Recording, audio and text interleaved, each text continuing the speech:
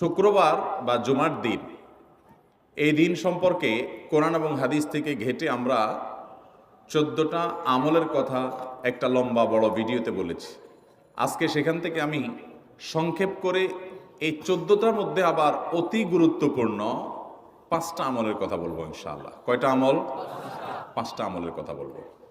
জীবনের তরে যতবার জুমার দিন আসবে এই 5টা আমল সারা জীবন নিয়মিত আঁকড়ে ধরবেন, আমল করবেন।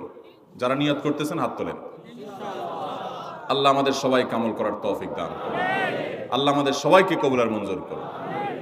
নাম্বার 1, সবচেয়ে বেশি যেটা করতে হবে পরিমাণে, জুমার দিন, জুমার রাত, বৃহস্পতিবার সন্ধ্যা থেকে নিয়ে শুক্রবার সন্ধ্যার আগ পর্যন্ত পরিমাণে সবচাইতে বেশি করতে হবে যে আমলটা, সেটা হলো দুরূদ শরীফের আমল।